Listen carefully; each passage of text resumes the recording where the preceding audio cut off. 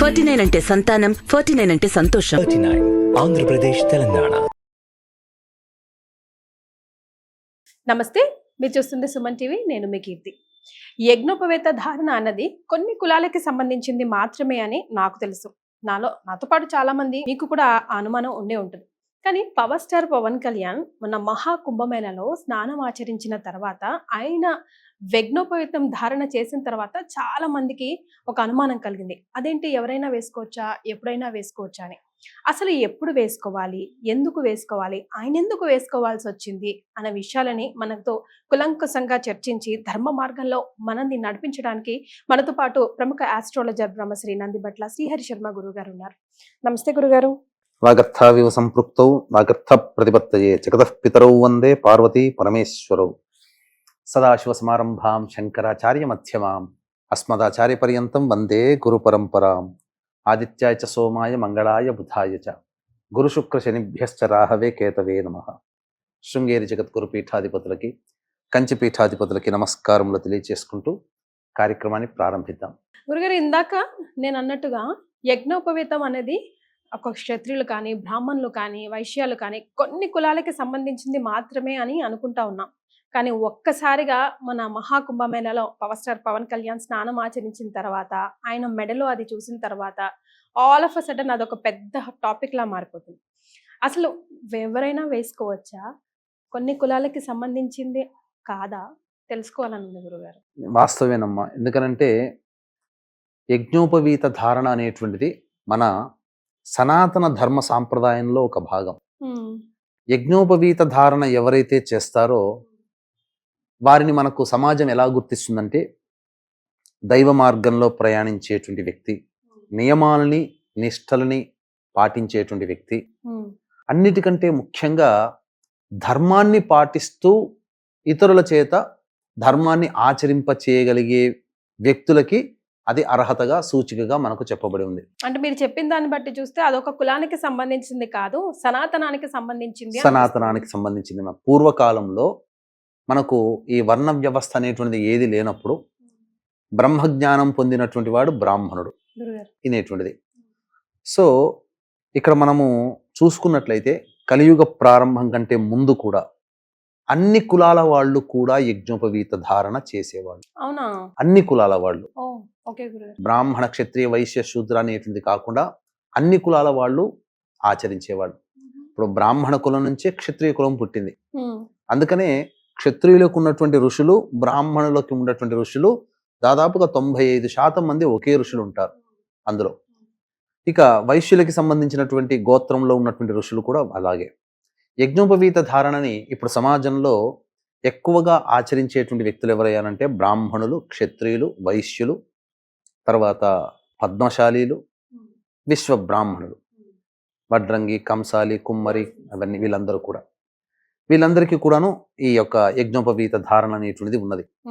ఇప్పుడు మీరు అన్నట్టుగా మనం చూసినట్లయితే ఈ చెప్పినటువంటి వర్ణ వ్యవస్థకి సంబంధం లేనటువంటి పవన్ కళ్యాణ్ గారు ఈ కేవలం ఇప్పుడు కుంభమేళాలో మీరు చూస్తున్నారేమో తెలిసి వచ్చింది. కానీ ఎలక్షన్స్ కంటే ముందు కూడా పూజాది కార్యక్రమాలు చేసేటప్పుడు యజ్ఞోపవీత ధారణ ఉన్నటువంటి ఫోటోలు అనేటువంటి చూసాం. అప్పుడే సందేహం కలిగింది. అసంటే సందేహం అంటే ధారణ చేయవచ్చా లేదా అనేటువంటిది కాదు, అక్కడ నియమం అనేటువంటిది ఉందా, ఎవరైనా చేయవచ్చా అన్నప్పుడు మాత్రం మనకు శాస్త్ర ప్రకారం చూసుకున్నట్లయితే ఒకప్పుడు అందరికీ నియమం ఉండేది. రాను రాను ఏమైపోయిందనంటే ఈ యజ్ఞోపవీత ధారణ చేసినప్పుడు కొన్ని నియమాలు అనేటువంటివి పాటించాలి. ధర్మానికి కట్టుబడి ఉండాలి, మంచి స్థానంగా ఉండాలి, మంచిని బోధించాలి, మంచి చేయాలి. అంతేకాకుండా కొన్ని నియమాలను అన్నాం కదా, పూజాది కార్యక్రమాలు కావచ్చు, నిత్య నైమిత్తిక కర్మల్లో నిత్యము దేవతా ఆరాధనలో ఉండాల్సినటువంటి పరిస్థితులు కొంతమందికి నచ్చకపోయేటివి. అందుకని దాన్ని త్యజించారు. అందువల్ల ఇప్పుడు అందరికీ చెప్పుకుంటే మొత్తం మనకున్నటువంటి అన్ని కులాల్లో పైనుంచి కింది వరకు ఉన్నటువంటి అన్ని కులాల్లో కూడా ఈ యొక్క యజ్ఞోపవీత ధారణ ఉన్నది అనేటువంటిది విషయం మాత్రం సుస్పష్టం. అందులో సందేహం లేదు. ఎవరైనా వేసుకోవచ్చు. అయితే ఇక్కడ ఏంటనంటే దీన్ని ఆచరించడానికి పవన్ కళ్యాణ్ గారికి సంబంధించినటువంటి విషయానికి రావడం వల్ల ఇది చాలా మందికి క్వశ్చన్ రైజ్ అయింది.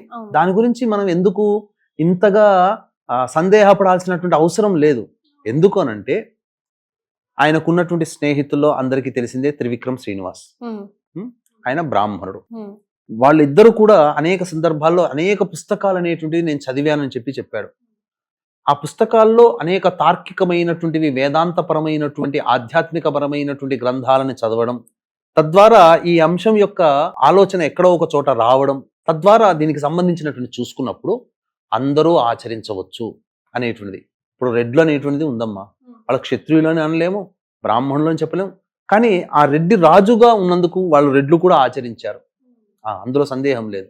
దీన్ని యొక్క విధానం వల్ల ఏంటంటే ప్రపంచానికి కూడా తెలియాల్సిన అంశం ఏంటంటే దైవ ఆరాధన, దైవానికి కట్టుబడి ఉండి ధర్మరక్షకుడుగా ఉన్నటువంటి వాడు ఖచ్చితంగా యజ్ఞోపవీత ధారణ చేయాల్సిందే.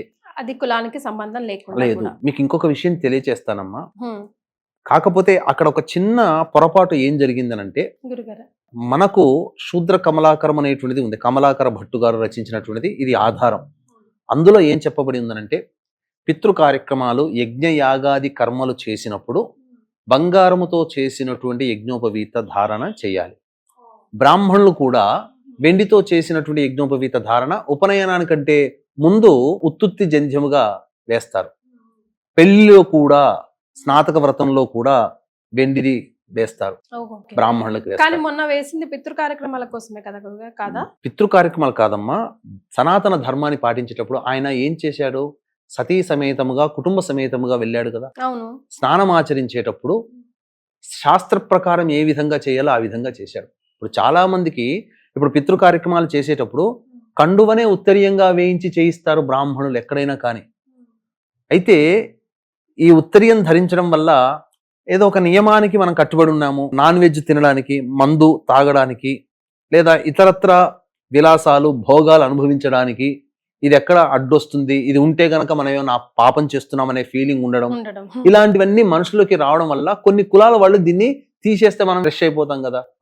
ఏ రకంగా మనకు ఇంకా ఆ ఫీలింగ్, భావన, చెడు భావన అనేటువంటి ఉండదు కదా అని చెప్పేసి కొన్ని కులాల వాళ్ళు త్యజించారు. అది కలియుగం ప్రారంభంలో ప్రతి వాళ్ళు కూడా వేసుకోవచ్చు. అంటే ఎవరు వేసుకోవచ్చు, ఇటువంటి మద్య మాంసములన్నీ వదిలివేసి దైవత ఆరాధనకి కట్టుబడి ఉండి నిత్యము దేవతా ఆరాధన చేసినటువంటి వ్యక్తులు వేసుకొని అసలు దేవతా పూజలు, యజ్ఞ యాగాది క్రతువులు చేయాలంటే యజ్ఞోపవీతం ఉండాలి. దేవతా శక్తి రావాలి అని అంటే యజ్ఞోపవీత ధారణ, గోష్పాదం అంటే పిలక, ఇవన్నీ పెట్టుకోవాలి. అప్పుడే దేవతని యొక్క అనుగ్రహం అనేటువంటిది కలుగుతుంది. గురుగారు, మరి ఎటువైపు వేసుకోవాలి, ఎన్ని పోగులు వేసుకోవాలి, దానికి సంబంధించిన నియమాలు కూడా ఒక్కొక్కరికి ఒక రకంగా ఉంటాయంటారా? ఎవరికైనా బ్రహ్మచారిగా ఉన్న వారికి 3 పోగులు కలిపితే ఒక జంధ్యమమ్మ, అది వేసుకోవచ్చు. రెండవది ఏంటి, గృహస్థాశ్రమం, స్త్రీ వివాహమైన వాళ్ళు 2 జంధ్యాలు వేసుకోవాలి. 3 వేసుకుంటారు. ఎందుకంటే ఉత్తరీయం అనక మనిషి ఏ పని చేసినా, ధర్మ కార్యాలు చేసినా ఏదైనా ఉత్తరీయం అనేది ఉండాలి. అందుకని ఈ కాలంలో కూడా ఇప్పటికీ కూడా అన్ని కులస్తుల వాళ్ళు ఏదైనా పుణ్యకార్యాలు చేసేటప్పుడు ఉత్తరీయంగా టవలో ఏదో ఒకటి వేసుకుంటారు, బట్ట, అది ఉత్తరీయంగానే భావిస్తారు. పుణ్య కార్యక్రమాలు చేసేటప్పుడు. ఆ పితృ కార్యక్రమాలు చేసేటప్పుడు మనకు సంబంధించి సవ్యము, అపసవ్యం అనేటువంటిది ఉంటుంది. ఇప్పుడు ఎవరు వేసినా ఎడం వైపు నుంచి ఇలా కుడి వైపుకి వస్తుంది. అది యజ్ఞయాగాది పూజాది కార్యక్రమాలు చేయడానికి. బంగారు వేసుకొని ఉంటే ఇంకా శాస్త్రాన్ని పాటించిన వాళ్ళు అయ్యుండేవాళ్ళు పవన్ కళ్యాణ్ వాళ్ళు. ఇప్పుడు పవన్ కళ్యాణ్ గారు చేశారని చెప్పి విమర్శ చేయాల్సిన అవసరం లేదమ్మా. ధర్మరక్షకుడుగా, ధర్మాన్ని పాటించే వ్యక్తిగా, ఆయన కులస్తులలో ఉత్తమమైన పురుషుడుగా యజ్ఞోపవీత ధారణ చేసినప్పుడు గుర్తించాలి, ఉత్తమమైనటువంటి పురుషుడు. మరి చూసుకుంటే పూర్వకాలంలో కలియుగానికంటే ముందు ఆడవాళ్ళకి కూడా యజ్ఞోపవీత ధారణ అనేటువంటిది ఉంది. అవునా గురుగారు? ఆడవాళ్ళు కూడా యజ్ఞోపవీత ధారణ చేసేవాళ్ళు. కాకపోతే వాళ్ళకి సాధారణంగా వచ్చే ఋతుక్రమం అనేటువంటిది ఉంటుంది కదా, నెలసరి, అది ఉండడం వల్ల ఇబ్బందులు అనేటువంటివి ఉంటాయి. కాబట్టి అది అప్పటికైనా దాన్ని ఆచరించేవాళ్ళు. కాకపోతే అది ఆచరించడానికి స్త్రీలకి ఆమోదయోగ్యంగా, అంటే ఎక్కువగా మించినటువంటి శక్తికి మించినటువంటిది అయ్యేది. కాబట్టి ఈ కలియుగం ప్రారంభంలో దాన్ని నిషేధించడం అనేటువంటిది జరిగింది. అయితే ఆడవాళ్ళు కూడా అసలు అనుమానం లేకుండా వేసుకోవచ్చు, పూర్వకాలంలో ఉండేది, కానీ కట్టుబడి ఉండాలి ఆ మార్గాలని అనుసరించి. గురుగారు, నేను ఎక్కడో చదివానండి, యజ్ఞోపవీతం ధారణ చేయడం వల్ల చాలా వరకు హెల్త్ బెనిఫిట్స్ ఉంటాయి అని చెప్పేసి. నిజమేనా? ఎలాంటి హెల్త్ బెనిఫిట్స్? అంటే ఒక పోగులు వేసుకున్నంత మాత్రాన హెల్త్ బెనిఫిట్స్ ఎలా వస్తాయి? మీకు మన పూర్వీకులు పెట్టినటువంటి ఆచారాల్లో స్త్రీలకి గాజులు కానీ మెట్టెలు కానీ చెవులకి ఇవన్నీ బ్రాహ్మణులకి చెవులకి కుడతారు. దీనివల్ల ఆరోగ్యం అనేటువంటిది రక్షింపబడి ఉండేది. ఇప్పుడు ఫ్యాషన్ గా మారిపోయింది ఒక పోగు పెట్టుకోవడం అనేటువంటి. మగవాళ్ళు పూర్వకాలంలో 2 పోగులు పెట్టుకునేవాళ్ళు. మాకు చిన్నప్పుడు ఉపనయనం చేసినప్పుడు మాకు ఇక్కడ 2 పోగులు వేశారు. ఇప్పటికీ రంధ్రాలు ఉంటాయి మాకు. ఎలాంటి హెల్త్ బెనిఫిట్స్ ఉంటాయి గురుగారు? దీనివల్ల నాడీ సంబంధమైనటువంటి దోషాలు పోతాయమ్మా. ముఖ్యంగా యజ్ఞోపవీత ధారణ చేయడం వల్ల, ఒకప్పుడు యజ్ఞోపవీతాన్ని జనప నారతో చేసేవాళ్ళు, పత్తితో కాదు. అది ఉండడం వల్ల ఈ గుండెకి సంబంధించి ఈ విధంగా వస్తుంది కదమ్మా. ఇక్కడ మనకు తెలియని నాడులు అనేటువంటివి ఉంటాయి. ఆ గుండెకి రాపిడి జరగడం వల్ల హృద్రోగాల బారిన పడకుండా మన గుండె చక్కగా ఉండేది. ఇంకొకటి ప్రధానంగా ఇది శౌచముని పాటించేటప్పుడు, అనగా మలమూత్ర విసర్జన చేసేటప్పుడు కుడివైపుకి 2 చుట్లు చుట్టేవాళ్ళు. దీనివల్ల జరిగేటువంటిది 2 ప్రయోజనాలు ఏంటనంటే, ప్రధానంగా మలమూత్ర విసర్జన చేసేటప్పుడు సాఫీగా జరగాలి, ఎటువంటి అడ్డంకి రావు, ఆ నాడిని ప్రేరేపించేది. అందుకని ఇప్పటికి కూడా డాక్టర్లు ఏం చెప్తారు, మలమూత్ర విసర్జన చేసేటప్పుడు ఎవరిని కూడా భయపెట్టకూడదని అంటారు. ఎందుకనంటే దానివల్ల కొన్ని రోగములు అనేటువంటి తెలియకుండానే శరీరంలో వస్తాయి. కాబట్టి ఆ విధమైనటువంటి లోపం అనేటువంటిది లేకుండా ఉంటుంది. ఇంకొకటి ఏంటంటే, కుడివైపుకి 2 చుట్లు చుట్టి మలమూత్ర విసర్జన చేయడం ద్వారా ఏమవుతుందనంటే సూర్యనాడి అనేటువంటిది ప్రచోదితం అవుతుంది. దానివల్ల ఆరోగ్యం, సూర్యనాడి ప్రచోదితం అవడం వల్ల శరీరంలో వేడి ఉష్ణం పెరగడం, ఆరోగ్య ప్రదాత, అదొకటి. ఇంకొకటి ఇటువంటివి పాటిస్తున్నప్పుడు ఏంటంటే మనిషిలో అంతర్గతంగా నేను ఆచారాన్ని పాటిస్తున్నాననే భావన. ఎందుకంటే యజ్ఞోపవీత ధారణ అంటే ఆషామాషి కాదం, ఒక ధర్మానికి కట్టుబడి ఉండడం అంటే పవన్ కళ్యాణ్ గారు చేశారు అని చెప్పడంలో ఏమాత్రము తప్పు లేదమ్మా. ఎందుకనంటే ఆయన త్రివిక్రమ్ శ్రీనివాసరావు గారి ప్రేరణ వల్ల కావచ్చు ఆ విధంగా యజ్ఞోపవీత ధారణ అనేటువంటిది చేయడం జరిగింది. అంటే ఆయన ఒక దీక్షలో ఉన్నాడు. దీక్షలో ఉండేటువంటి వ్యక్తి నియమాన్ని పాటించాలి, నియమాన్ని పాటిస్తున్నాను అని చెప్పే సూచనే యజ్ఞోపవీత ధారణ. ఇప్పుడు మీరు ఆయన సాధారణంగా పోలేదు కదా, ఏదో ఒక దీక్షలో ఉండేటువంటి కాకి వస్త్రాలు, మన కాకి ప్యాంట్లు అని అంటాం, అది ఏంటి, అదొక రకమైనటువంటి పేల్ ఎల్లో కలర్, అది గంధం కలర్ లాగా వేశారు. అంటే ఏంటి, ఒక సేవకుడిని సూచించేటువంటిది అది. మరి కొన్ని సందర్భాల్లో మనం చూసాము, జగన్మోహన్ రెడ్డి గారిని విశాఖ శారదా పీఠాధిపతి మన హరిద్వార్లో హిందుత్వాన్ని స్వీకరింపచేశారని చెప్పి ఆ సమయంలో కూడా యజ్ఞోపవీత ధారణ అనేటువంటిది చేసి ఉన్నారు. లేకపోతే నీకు ధర్మానికి ప్రతీక, దైవత్వానికి ప్రతీక యజ్ఞోపవీత ధారణ. అవి లేకపోతే అది దైవం అనేటువంటిది మనకు ఆపాదించబడదు. నేను దేవతా పూజలో ఉన్నాను, నేను ఒక ధర్మానికి కట్టుబడి ఉన్నాను, ఒక ధర్మాన్ని రక్షించడానికి నేను సిద్ధమై ఉన్నాను చెప్పే సూచనే యజ్ఞోపవీత ధారణ. ఆషామాషి ఇప్పుడు బ్రాహ్మణుల్లో కూడా యజ్ఞోపవీతం అంటే తీసి పక్కకు పడేస్తున్నారు. చాలా మంది క్షత్రియులు తీసి పడేస్తున్నారు, వైశ్యులు తీసి పడేస్తున్నారు. అసలు యజ్ఞోపవీత ధారణ చేయని వాళ్లే ఉన్నారు. ఒక రకంగా చెప్పాలి అంటే యజ్ఞోపవీత ధారణ చేశాడు అని అంటే త్రికాలములలో దేవతా ఆరాధన చెయ్యాలి. బ్రాహ్మణుడికి చెప్పినందుకు సంధ్యావందనం, మిగతా వర్ణాల వాళ్ళకి చెప్పినటువంటి విధానంగా చెయ్యాలి. ఇప్పుడు అటువంటివి ఏమీ ఆచరించకుండా బ్రాహ్మణ కులంలో పుట్టి బ్రాహ్మణ బంధువులుగా పిలువబడుతున్నారు వాళ్ళు. మరి అంతకన్నా ఆయన ఏమీ తప్పు చేయలేదు కదా. పవన్ కళ్యాణ్ గారు ఏం తప్పు చేశారు? ఈ రకంగా చాలా మంది ట్రోల్ చేస్తున్నారు. అంటే మన ధర్మాన్ని పాటిస్తున్నా కూడా, అంటే ఒక హిందువుగా పుట్టి హిందూ ధర్మంలో భాగమైనటువంటి యజ్ఞోపవీత ధారణని చేస్తే తప్పు పట్టి ఇంకా కూడా కుల వివక్ష ఉంది మన సమాజంలోని వేలెత్తి ఇండైరెక్ట్ గా చూపిస్తున్నారు. ఇప్పుడు బ్రాహ్మణ క్షత్రియులు శూద్రులు అనేది కాదమ్మా, అది పక్కకు పెట్టుకోండి. బ్రాహ్మణ క్షత్రియ వైశ్యులే ఆచరించాలి, మిగతా వాళ్ళు ఎట్లా ఆచరిస్తారు అని అంటే మిగతా వాళ్ళని వేరు చేసినట్టుగా ఇక్కడ ఎవరో ఆపేక్ష చేసినట్టు, ఎవరో ఆక్షేపణ చేసినట్టు.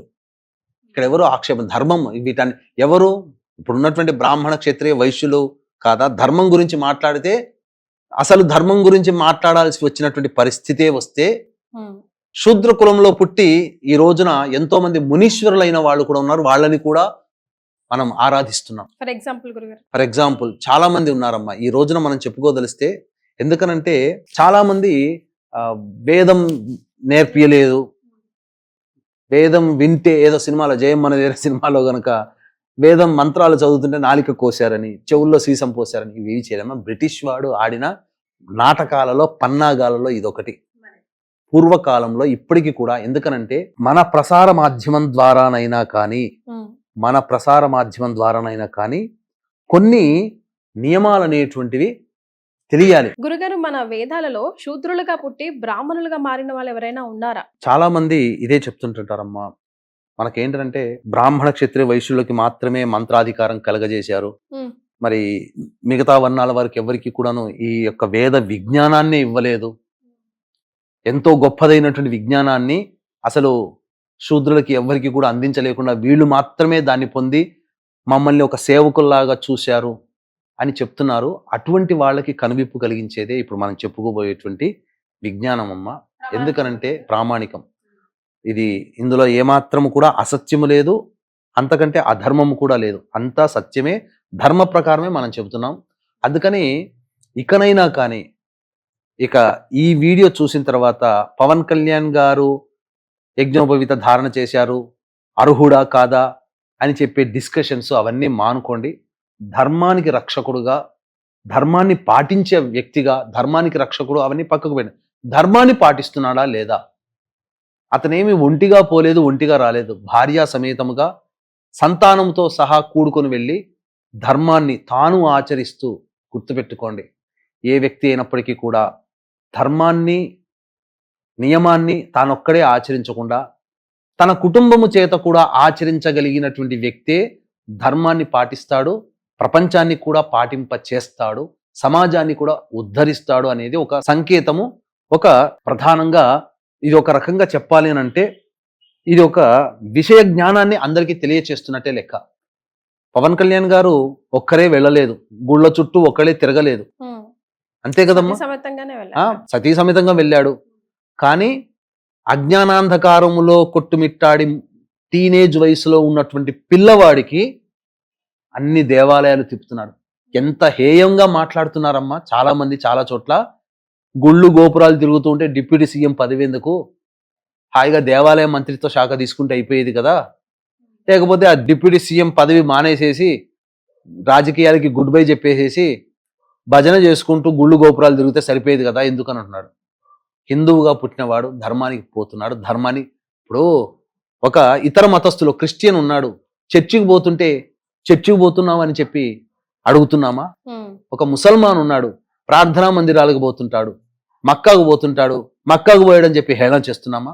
మరి మన హిందువుగా పుట్టినవాడు అతని మతంలో పుట్టి అతని మతంలో దైవమైనటువంటి దేవాలయానికి వెళితే తప్పు పట్టాల్సిన అవసరం అంతకన్నా నీచత్వం ఏముందమ్మా? తప్పు కదా. అజ్ఞానం గురుగారు, అజ్ఞానమే. ఇంకా అంతకంటే మించి ఒక కక్ష. వాళ్ళ కోసం మాట్లాడి అసలు మన టైం ఆయన చేసే పుణ్య కార్యక్రమాన్ని మైనస్ చేయడమే అవడం నా ఉద్దేశం. ఆయన పోకుండా ఆయన భార్యను వెంట పెట్టుకుని పోయి అజ్ఞానాంధకారంలో ఎక్కడ వేరే వైపు మళ్ళీపోతాడేమనే భయం ప్రతి తల్లిదండ్రులకి టీనేజ్ లో ఉన్నటువంటి పిల్లల్ని చూసి ఉంటుంది. తన కుర్రవాడికి, తన పిల్లవాడికి తను ఎలాంటి వస్త్రధారణ ఉన్నాడో ఆ అబ్బాయికి కూడా అలాంటి వస్త్రధారణ ఇప్పించి చేయించి అన్ని దేవాలయాలు తనతో పాటు తిప్పుకుపోతున్నాడే. ఒక తండ్రిగా బాధ్యత నిర్వహిస్తున్నాడు కదా, ఒక భర్తగా బాధ్యత నిర్వహిస్తున్నాడు కదా. అందుకు సంతోషించాలి, అందుకు ఆనందించాలి. అది వదిలిపెట్టి దరిద్రమైనటువంటిది మాటలన్నీ మాట్లాడి ఇంకా మన హిందూ ధర్మాన్ని, ఇంకా బ్రాహ్మణులు, ఇంకా క్షత్రియులు, వైశ్యులు ఇంకా ఏదో కమెంట్ చేస్తున్నారు అనేటువంటి నెగిటివ్ ని ఇంకా జనాల్లోకి ఇస్తున్నారు. ఇప్పుడు నేను చెప్పబోయేటువంటి ఋషుల పేర్లు గనక చదివితేనమ్మా గురుగారు అసలు ఎవరు బ్రాహ్మణులు ఎవరు శూద్రులు అనేటువంటి విషయం మీకు తెలిసిపోతుంది. ఆ కాలంలో కూడా శూద్రులు ఇంత గొప్పగా వెలుగొందారా? అసలు శూద్ర కులంలో పుట్టినటువంటి వ్యక్తి బ్రాహ్మణులై ఋషులయ్యారా అనే విషయం మీకు తెలుస్తుంది. ఉదాహరణ మీకు తెలియదు, ఎందుకంటే అన్ని చెప్పాలంటే అన్ని నేను గుర్తు పెట్టుకోలేను కదా, నేను రాసుకొచ్చుకొని పెట్టుకున్నానమ్మా. అందులో మీకు తెలియచేస్తాను. అసలు వాస్తవానికి నాలుక కోశారు, చెవుల్లో సీసం పోశారు, మంత్రాలు వినకూడదు శూద్రులకి, మంత్రాలు పలకూడదు అని చెప్పి పలికిన నోరు నాలుకను కోశారు, రెచ్చగొట్టారు. అరే మతం మారలేదని చెప్పి నానా హింసలు పెట్టిన శంభాజీని పెట్టినటువంటి ముస్లిం పాలకుడైనటువంటి ఔరంగజేబుని ఒక మాట అనలేము. ఆయన ఖర్చులకి ఆయన రుమాలు కుట్టుకున్నాడు, కర్చీపులు తయారు చేసుకున్నాడు, టోపీలు తయారు చేసుకుని ఆయన డబ్బు సంపాదించాడు, కానీ వేరే సొమ్ము ముట్టుకోలేదు అని అన్నాడు. ఎన్ని దేవాలయాలు నాశనం చేశాడమ్మా, అదన్నీ మన చరిత్రలో చూసామా? మరి చరిత్రలో చూడనటువంటివి కూడా చాలా ఉన్నాయమ్మా, మనకు తెలియనటువంటివి చాలా ఉన్నాయి. అందుకనే మీకు తెలియచేస్తున్నాను. ఏంటంటే రామాయణ మహాకావ్యాన్ని రచించినటువంటి వాల్మీకి బోయవాడిగా ఉన్నాడు కదా. సరే, జన్మలో రత్నాకర శర్మ అని అయ్యుండవచ్చు, కానీ జీవించింది ఎటువంటి జీవితాన్ని? బోయవాడిగా జీవించి ఉన్నాడు కదా. మరి అటువంటి వాల్మీకి మహర్షి అని అంటున్నామా? అట్లాగే వ్యాస భగవానుడు ఈనాడు భాగవతం, భారతం, పురాణాలు, వేదాలు, 4 వేదాలని విభజించినటువంటి వాడు, పరాశర మహర్షికి జన్మించినటువంటి వ్యక్తి. కానీ మత్స్యగంధి బెస్తకులంలో పుట్టినటువంటి అమ్మాయికి పుట్టినవాడు కదా. అంటే ఒక శూద్ర స్త్రీ సంజాతుడు కదా వ్యాస మహర్షి. మరి ఆయన వంశం మీదగానే భరతఖండము, భరత వంశం అనేది ఆయన బీజములతోనే వచ్చింది కదా. ధృతరాష్ట్రుడు అయితేనే, కురు పాండవులు అయితేనేమి, వీళ్ళందరూ ఆయన ద్వారా, ఆయన సంతానంగా పుట్టిన వాళ్లే కదా.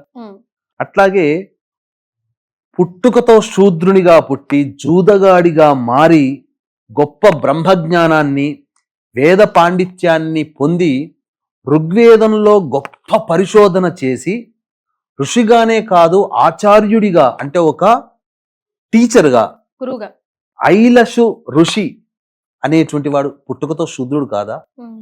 శూద్రురాలికి పుట్టినటువంటి జాబాల కుమారుడైనటువంటి వ్యక్తి గొప్ప పేరు ప్రఖ్యాతులు, గురు విధేయతలతో ఉండి యజుర్వేదంలో కొంత భాగాన్ని రచించిన వాడు జాబాల మహర్షి శూద్రుడు కాదా? మరి జాబాల అంటే ఇప్పుడు యజుర్వేదంలో కొంత భాగాన్ని ఆయన రచించాడమ్మా. ఆ యజుర్వేదాన్ని మేము బ్రాహ్మణులమైనటువంటి వాళ్ళము ఈ యజుర్వేదం ద్వారానే మనుషులకందరికీ కూడాను పూజాది కార్యక్రమాలు చేయించేది. పూజాది కార్యక్రమాలన్నీ యజుర్వేదంలోనే ఉన్నాయి. మరి అటువంటిది ఇంకొకటమ్మా, దశమహావిద్యలు అని అందరికీ తెలుసు కదా. మాతంగి దేవత కదా. మాతంగి దేవత ఉపాసనకి సంబంధించినటువంటి ఒక్కొక్క మంత్రానికి ఒక ఋషి ఉంటాడు. ఆ మాతంగి అమ్మవారికి ఋషి మతంగ మహర్షి. సాక్షాత్తు పార్వతీదేవిని తన గర్భాన పుట్టవనంటే అమ్మవారు వరమిచ్చి పార్వతీదేవి ఆయన కుటుంబంలో పుట్టిందమ్మా. మరి అంతకన్నా గొప్ప, మరి ఆయన శూద్రుడే మతంగ మహర్షి. మరి పార్వతీదేవి ఆయన కుటుంబంలో పుట్టింది, ఆయన భార్యకు పుట్టింది. అది మనం ఈ వీడియో ద్వారా చెప్పదలుచుకుంది ఒకటే కదా గురుగారు, ఏంటంటే యజ్ఞోపవేత ధారణ అన్నది అసలు ఒక సవాలు. సనాతన ధర్మాన్ని ముందుకు తీసుకువెళ్ళడానికి అది వేసుకోవాలంటే ఆషామాషి పని కాదు. ప్రతి ఒక్కరు వేసుకోలేరు, ఎందుకంటే ప్రతి ఒక్కరు అంత పాజిటివిటీతో అంతగా ఆ ధర్మాన్ని పాటించడానికి ఆ బాధ్యతని తీసుకోలేరు. కాబట్టి పవర్ స్టార్ పవన్ కళ్యాణ్ గారు మనందరికీ తెలిసిందే. నా దృష్టిలో అయితే ఆయన ఒక కారణ జన్ముడు లాగానే చూస్తాను. ఇప్పటికీ చాలా మంది పాటించే వాళ్ళు ఇప్పటికీ అన్ని కులస్తులు ఉన్నారమ్మా. కమ్మవారు లేరా?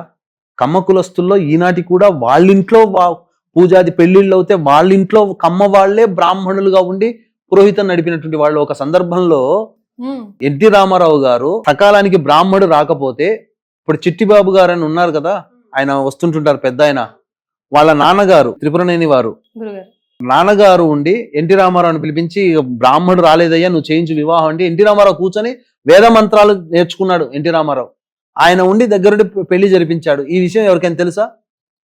ఎవరికీ తెలియదు.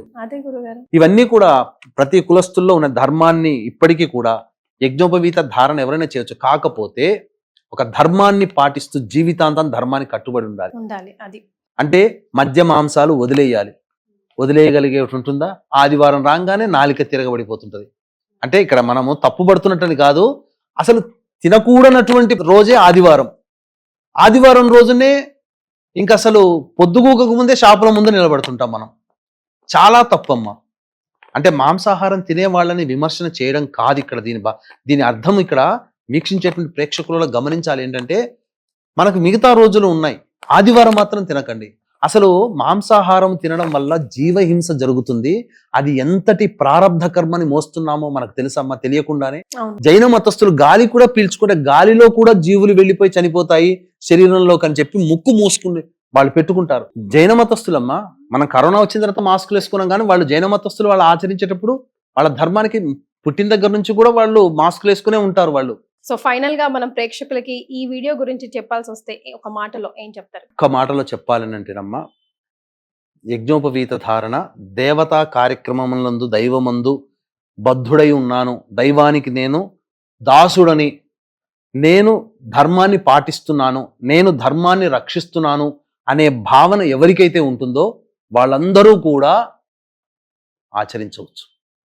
యజ్ఞోపవీత ధారణ చేయడంలో తప్పులేదు. తప్పులేదు. కాకపోతే ఇతర కులస్తులకి బంగారంతో చేసినటువంటి యజ్ఞోపవీత ధారణ చేయవచ్చు అని చెప్పి, అది కూడా పితృ కార్యక్రమాలు, నైమిత్తిక యజ్ఞ యాగాది క్రతుల యందు ధారణ చేయవచ్చు. ఉమ్, పవన్ కళ్యాణ్ గారు ఎల్లప్పుడూ నేను అనుకోవడం ఏంటనంటే, సందర్భాలు చాలా తక్కువ, బట్టలు విప్పి స్నానం ఆచరించే సందర్భాలు ఇప్పుడు చూసాం, కానీ సాధారణంగా మనం చూడలేము. చూడలే. అవును. కానీ అతను ఒక దీక్షగా ఉన్నప్పుడు మాత్రం యజ్ఞోపవీత ధారణ చేస్తాడు.